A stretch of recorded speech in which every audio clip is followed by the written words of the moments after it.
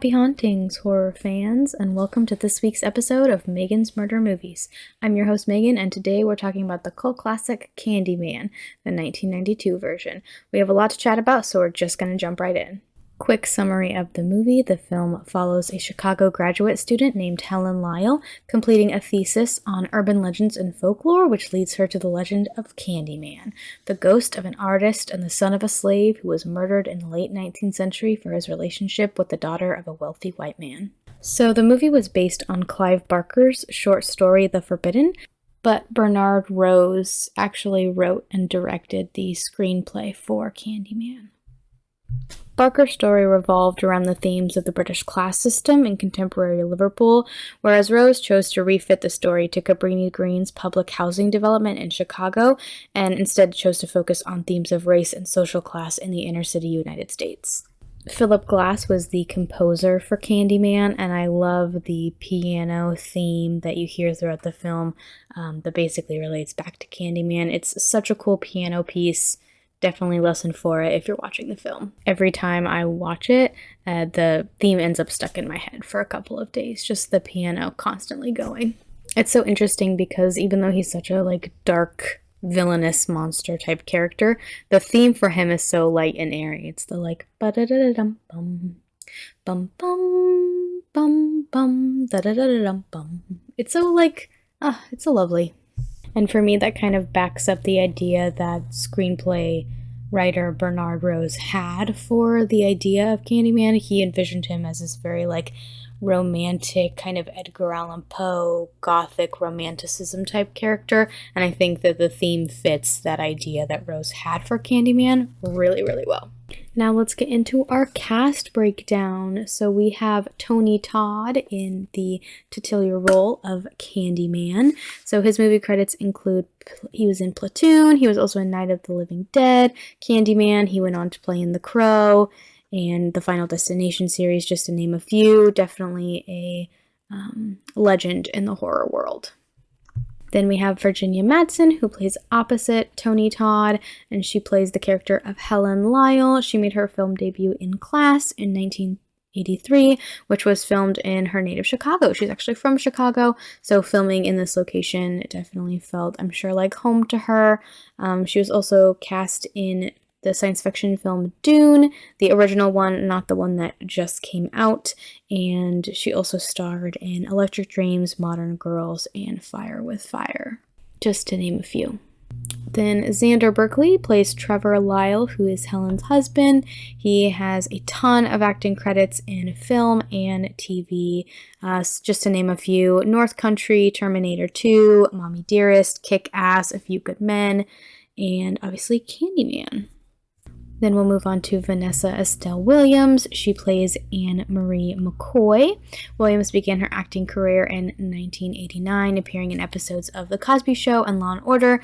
And then in 1992, she was cast as Rhonda Blair, the first and only Black regular character in the Fox primetime soap opera Melrose Place. She was written off after only one season for a lack of direction. She thinks that they really didn't make an effort to equip themselves to write for a Black character. They didn't hire a Black writer, or they really didn't ask her anything, and she kind of thinks that's why they felt like they didn't have any direction for her character to go and why she was written off. Next, we have Cassie Lemons as Bernadette Bernie Walsh.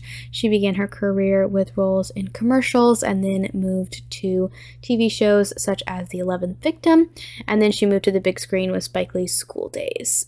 She was also in Vampire's Kiss before being cast as Ardelia Mapp in Silence of the Lambs, which is what I recognized her from. Super great actress. De Huang Guy plays Jake. This was his very first ever acting job.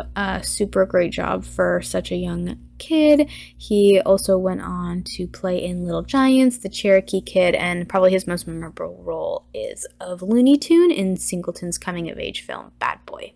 Gilbert Lewis plays Detective Frank Valento. He's best known for playing the king of cartoons in the first season of Pee-wee's Playhouse. Lewis played the king of cartoons in 13 episodes before being replaced. He also made guest appearances in The Fresh Prince of Bel-Air, General Hospital, and Alien Nation. Carolyn Lowry plays Stacy, and she started with Dream On and FBI Untold Stories. Those were kind of her first 2 acting credits, and she's done a couple little things here and there, mostly just guest appearances on some television shows. Then Michael Culkin plays Philip Purcell. His first noted role was Candyman, and he is a really big television actor now, probably best known for his role as Judge Buller in the BBC show Garrow's Law. He appeared in The Crown, The Iron Lady with Meryl Streep, opposite Johnny Depp in Mordecai, and with Hugh Grant in A Very English Scandal. He also appeared in 2 seasons of Poldark, and was in a show at the National Theatre starring with Maggie Smith in Alan Bennett's The Lady in the Van. And last but not least, for actors and actresses we're going to chat about is Lanisha Martin, who plays young Anthony McCoy. This is the only notable role that I found for her at all, and she was just an infant at the time. Now that we have met our cast, let's get into some fun facts about the film before we break it down scene by scene. A small detail that I think is really interesting is that the opening credits for the film feature an aerial view of Chicago, which was really revolutionary for a film at its time. They got to use top-of-the-line new machinery called the Skycam, which you can shoot up to a 500mm lens with no vibration. So it was really smooth, the smoothest that kind of anyone had ever seen. And, nowadays we can get shots like that with drones or whatever. I'm sure it's a lot easier. But back when they did this in 1992, it was top of the line technology. And so you see some of these aerial shots featured in the film. And I always kind of pictured that as you just kind of see Candyman, it's supposed to be from his view, kind of overlooking the city, overlooking his area, his domain. But yeah, learning that it was like top of the line technology and that those shots were kind of revolutionary at that time, I think is really interesting and something to take note of. So there's also some more sense to truth in this movie, kind of about the murders that supposedly were committed by Candyman. So while investigating one of the Candyman crime scenes in the movie, you see Helen and Bernadette discover that the design of the apartment's medicine cabinet made it a possible point of entry for an intruder. This was not made up or like a piece of fiction. When he was researching the film, Rose found that a series of murders had actually been committed in Chicago in the very same way. There were these little like alcoves in between apartments, and someone had broken in, was breaking into apartments and kind of living in the walls of this apartment complex, which is definitely unsettling. Always check behind your medicine cabinet, folks. Another striking bit of imagery in the movie is the bees. This, we'll kind of talk about how this relates back to the Candyman story when we go through the scene-by-scene breakdown, but the bees were not CGI. They used real bees. The bees were just 12 hours old. They were kind of born and bred specifically for the movie. They had a bee handler on set, and Tony Todd actually was stung 23 times, but they had it in his contract that he would be paid $1,000 every time he got stung by one of the bees. And so on top of what he made from the movie, just in acting in it, he got an extra $23,000 just from being stung that many times. Whereas Virginia Madsen, she was actually allergic to bees, and so she had to go through all this testing, and they had to make sure paramedics were on set and make sure that, she was going to be completely safe. She learned that she's a lot more allergic to wasp stings, which I think most people are. But yeah, definitely was still a bit of a worry for her, and she was like, I really don't want to work with the bees. And they were like, well, this is what we got to do. You'll be fine. It's okay. Now that we have chatted about the cast and we've learned a little bit about the film behind the scenes, let's get into our scene-by-scene breakdown. As I talked about in the fun facts, the kind of opening of the movie is that view over the Chicago freeway, the aerial view, very state-of-the-art for this time. So that's really cool. The movie takes place in Chicago, and we go from that freeway to just a shot of a ton of bees. And Candyman's talking. We kind of get a feel for, a little bit about who he is. He says that he sheds blood. What is blood for, if not for shedding? Then we see the Chicago skyline, and it becomes absorbed by bees. And Candyman says, I came for you. Again, I love when movies open with a direct kind of talk to the audience of, I'm coming to get you kind of a thing. Next, we see our main girl, Helen Lyle. She's interviewing a woman about Candyman. This girl tells a story about a babysitter in Indiana who was murdered by Candyman when she was going to cheat on her boyfriend. She tells her lover that if you say Candyman's name in the mirror 5 times, he will appear behind you and kill you. Her lover starts saying it, but only makes it to 4. He goes downstairs, and she says it by herself one last time, and Candyman shows up and kills her, as well as the baby that she was looking after. And this really just kind of sets up the idea that a lot of this movie is about folklore and oral history and how these kind of tales progress over time as they get shared from person to person. And so Helen goes down to see her thesis partner Bernadette, and she's interviewing a guy who heard the same exact story, but that the babysitter cooked and ate the baby rather than Candyman killing them both. And so this is supposed to really show how these small stories can grow into unbelievable legends, and how everyone knows of the story, but it's a little bit different because the details have been slowly changed and altered as it's been retold. And this is a continuing theme in the next scene when we get to meet Trevor, Helen's husband. He's a professor at the university, and he actually teaches about folklore. And so he's chatting to his class, or with his class, about urban legends. Helen thinks that her husband may be cheating on him. She had asked her husband not to do the urban legends lecture yet, but he says that he can't wait for her to finish her thesis. And this just kind of shows that they're really not in a good spot in their relationship, not super supportive of one another. And so next we see Helen transcribing the interview that we heard in the beginning. She's working late at the university and starts chatting with one of the janitorial staff as she has a story about Candyman. This is when we find out that Candyman used to live over in the Cabrini Green area, and everyone over there is scared of him. They think Candyman killed a woman over there. The story goes that this woman, Ruthie Jean, thought that she heard someone in her walls, and so she called the police. They basically wrote it off, said they didn't believe her, thought she was crazy. She kept hearing these sounds, and so she called again a little while later, and they didn't send someone out until someone else in the housing development called because they heard her screaming, and when police showed up, she was dead. She was cut open with a hook, which is Candyman's MO, or modus operandi, kind of someone's habits of working. Helen starts doing research about this murder, and she's finding that a lot of the articles are, no one knows who killed her, the police don't have any leads, no one's sure what's going on. In the next scene, we see Helen and Bernadette chatting in Helen's apartment about the murders and how no one would go over to Cabrini Green and it's not safe over there. And then as she was doing the research, Helen realized that her housing complex was actually built as affordable housing. And the city realized that it was in too nice of an area, and so they made a few changes to make the units look a little bit nicer and sold them to rich white people. Helen takes Bernadette to her bathroom and takes off the medicine cabinet, and you get to see right into the neighbor's apartment via that medicine cabinet. And this is exactly the same setup, or so Helen thinks, that is in Ruthie Jean's apartment, because the buildings look basically identical on the outside. Then while her and Bernadette are standing in the bathroom, her and Bernadette say Candyman's name in the mirror. However, Bernadette is smart and stops at 4, but Helen completes all 5. Now that Helen has said Candyman's name 5 times, according to legend, he's going to come for her. So the next scene is Helen sleeping in her room, and she hears something. She kind of wakes up a little bit. She thinks it's nothing. She goes to go back to sleep, and there's a good jump scare, pretty good jump scare, I would say, and her husband jumps out. He's home late and really drunk. They have a little argument, and then they both go to bed. What we see next is Helen and Bernadette going over to Cabrini Green. They're arguing because it's not safe, but Helen is determined. She says that the whole community is scared of Candyman and that they live their lives in fear because of a mythical creature. She doesn't have any faith in him at all. They are doing this in the name of education. Also during the scene, there's a lot of overhead shots, and I always got the sense when watching this back that this is kind of Candyman following Helen. Once they arrive at Cabrini Green, they're heckled by some young men who think that they're cops, but the women hold their ground. Helen starts taking pictures of the stairway that's covered in graffiti. A huge piece says, "Sweets to the sweet." A woman opens her door and purposefully scares them with her giant Rottweiler.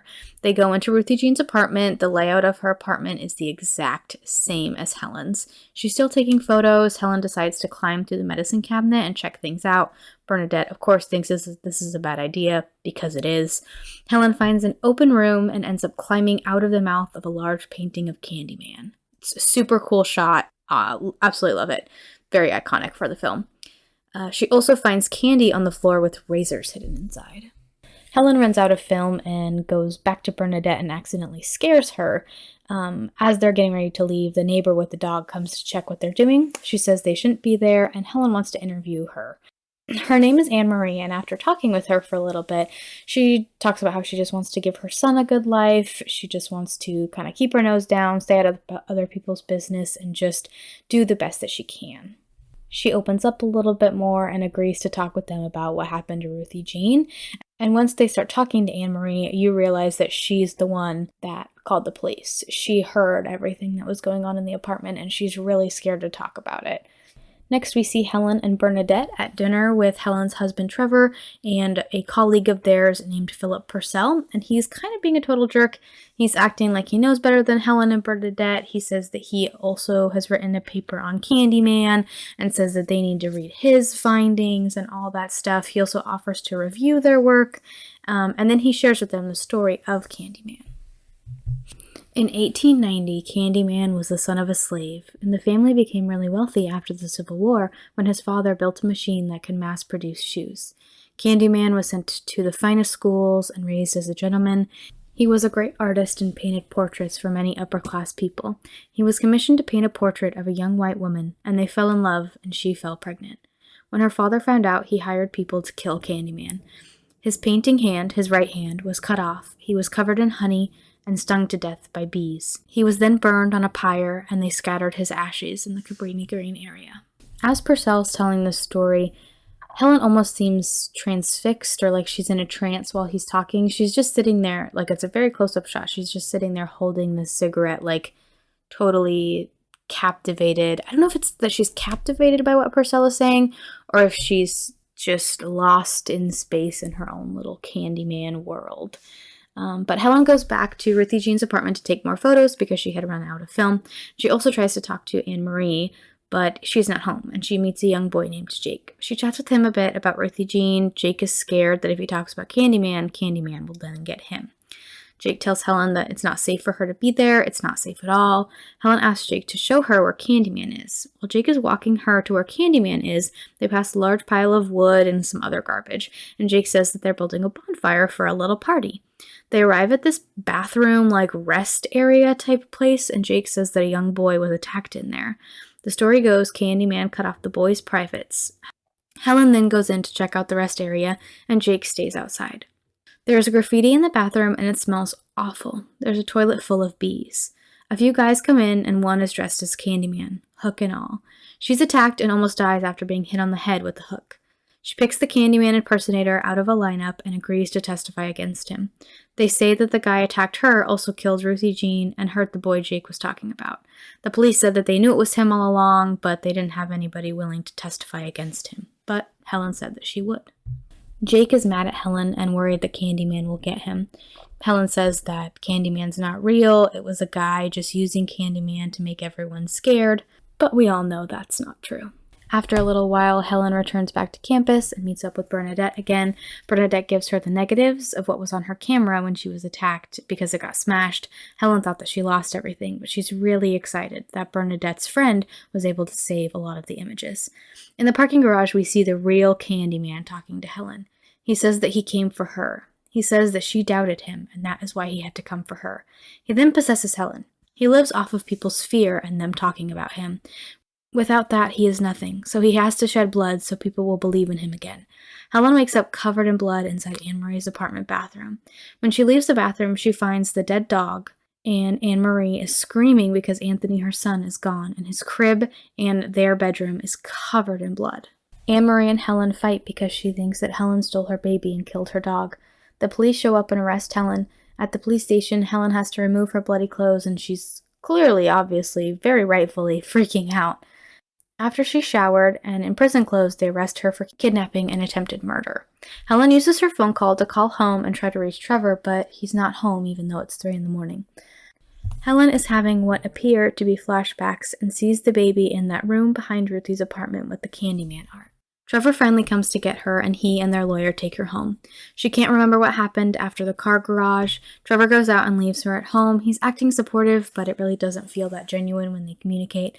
She asks where he was last night, and he says that he was asleep. He didn't hear the phone ringing, even though the audience knows that's not true because we see the home when Helen tries to call and no one's in bed. While she's home alone, she starts looking at the pictures and sees Candyman in the mirror behind her in one of the shots. She goes to her medicine cabinet, and Candyman pushes his hook through the wall to try and get her. This is a really good jump scare. She tries to leave the apartment, but he's at the end of the hall saying, "Believe in me. Be my victim." She tries to call for help and grabs a knife. He keeps asking if she believes. She basically has this experience where she kind of loses control of her body and just kind of slumps down on the floor. Candyman says that he has the child and she needs to choose her own life or the child's life.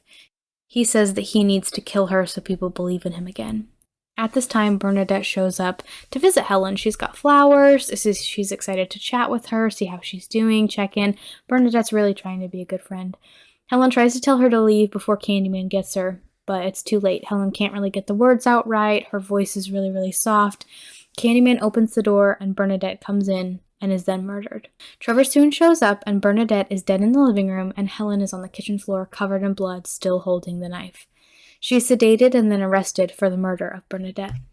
Then we hear Candyman say that he gets to live forever in people's minds and then that's better than really living. They take Helen to the psych ward and restrain her for her own safety and the workers' safety. Candyman comes to visit her, but of course she's the only one who can see him. She is taken in to talk with the doctor, Dr. Burke, in the unit and finds out that she's been sedated and in the unit for a month. The doctor's there to see if she's capable of standing trial for Bernadette's murder. Candyman kills the doctor after Helen summons him to prove that he's real and she's not crazy. But of course, no one else can see him except for her. Candyman lets her out of the chair that she is strapped to and she escapes the hospital out a window. She steals a nurse's uniform after knocking her out and walks right out of the hospital, wiping blood off her face as she's trying to get into the elevator. She goes home and finds one of Trevor's students has moved in with him, the one that she was worried about when they initially talked about him possibly having an affair. Helen walks into her painting their apartment pink. Helen breaks down and realizes that Candyman got what he wanted. Her life is over. She has nothing and no one except Candyman. Next we see Helen standing on a bridge with the intention of jumping, but then she hears Candyman's voice and she gets almost in that trance-like state again. She goes to Cabrini Green and finds Candyman. She goes to that little room behind Ruthie Jean's apartment, Candyman's lair, finds him sleeping and tries to stab him with a hook. While she's in there, she also sees all this painted art on the wall, and it depicts Candyman's life, him falling in love with the woman, and him being murdered. Candyman talks to her even more now and she goes even more into that trance-like state. She decides to surrender herself to Candyman so that she can save the baby. Candyman says that they will both live forever in other people's memories. Candyman unleashes a ton of bees onto Helen and kisses her, which seems to cause her to pass out. This is a really cool scene. It's just like his whole torso Candyman's torso is covered with bees. There's bees coming out of his mouth. The bees almost consume him and Helen. It's really, really cool. Again, live bees. It's crazy. Next, we see Candyman take the baby, and Helen wakes up in the lair without any bees and alone. Helen goes to the altar and sees the message, "It was always you, Helen." This is when we see that Helen represents his lover from the 1890s. Helen hears a baby cry and goes outside and knows that the crying is coming from inside the burn pile. She digs her way in with one of Candyman's hooks to try and get the baby out. But the people in Cabrini light the pile on fire because they thought Candyman crawled in, because all they saw was the hook going inside. Jake saw Helen with the hook and thought that she was Candyman, so he told everyone that they needed to get the bonfire going. Candyman shows up with Helen and the baby and says they'll be together forever. He's trying to recreate the family that was stolen from him. Helen manages to get away from Candyman long enough to save the baby, but not herself. Lastly, we are at Helen's funeral. Not many people are there. Trevor, Purcell, one other person, and Trevor's new girlfriend, Stacy. Then at the very end of the funeral services, the people of Cabrini show up with Anne-Marie leading the way with her baby and Jake. Jake puts the Candyman hook in the grave, and they leave. The movie ends with Trevor in the bathroom, and him talking with Stacy while she's outside the door. He's acting weird. She's upset. Their relationship clearly isn't going great. Trevor does not have a great track record. He's thinking about Helen and he's getting emotional. He kind of has these flashbacks of, times when things were good for them, and I think that he's kind of regretting the actions that, got them to this place. He turns out the light and says Helen's name 5 times. She shows up with her scalp all burnt like when she died and kills Trevor. Stacy hears the commotion and finds Trevor dead in the blood-soaked bathroom. The screams and the last shot of the film is a painting of Helen in the Candyman lair. She will live on forever as a legend for the people of Cabrini Green. So now that we have gone through the movie, I think there are some important topics that come into play with this film. A lot of people will suggest that Candyman helped progress the idea of Black horror. It's important to note the stereotypes that are perpetuated by this film, though. At the base level, this film is about a scary black man preying on an affluent white woman. That's also where the lens of the film is through. Helen is a white woman who feels safe in her position and wealthier neighborhood. She disregards everyone's warnings about Candyman because she thinks it has nothing to do with her. Also, you'll realize that Helen and Bernadette are conducting their interviews with privileged white students at the university. She just so happens to talk with the cleaning crew at the university, and that's where she hears about Ruthie Jean and all of the stuff that's been going on at Cabrini. She goes into that community thinking that they're silly for believing in such a story. She walks into that community thinking she will be totally safe. She even disregards Bernadette's fears about going. Helen seems to feel like she has the right to go and do what she pleases. It's also hard to think about the fact that Candyman was murdered by white people but chooses to prey on his own community. Some suggest that Candyman is forcing people to, quote, stay in their place so they don't end up like him. However, is murdering the people of Cabrini the best way to keep them safe from the white neighborhoods? As a white woman, this is all I will touch on as I'm not in a position to educate, but I encourage you all to check out the video Candyman, Sweet Candyman, Victim to the Monster with Tananarive Due and Stephen Barnes. Both are very lovely professors, educators, authors, super into the idea of Black film and Black horror, and they have a super awesome YouTube video. It's about an hour long, talking all about the Candyman film on these topics of race and society. So that will be linked below, and it will also be linked on our socials. I encourage you to check it out. It's super interesting and I think really important to listen to. Also, continuing on with this, just do your own research, come up with your own opinions and conclusions, but I think these things are important to think and talk about. This film definitely has a different lens compared to the new Candyman. That was directed by Nia DaCosta and written by her, Jordan Peele, and Wynn Rosenfield. That film is through the eyes of a now grown-up Anthony McCoy, the young child that Helen saved all those years ago. While Candyman in 1992 opened many doors for Black film, seeing the story of Candyman told from a Black writer and Black director makes the story feel more related to today's society and how Black people are still being made into monsters by society. On that note, I will also be leaving stuff in the description and on our socials about the new Candyman and how, the topics of race come up and how it's maybe a little bit better represented and there's more representation, of course, in this film than there was in the 1992 version. And don't worry, we will be talking about the 2021 Candyman, just not yet. I have it in the books. We just have a couple of other movies to get to first. If you enjoyed today's episode, please give us a like and subscribe. We are on Apple Podcast and Spotify. I hope everyone enjoyed the episode. Please leave a comment down below of any horror movies that you think I should watch and dissect. I hope everyone stays safe, stays spooky, and I'll see you guys in the next one.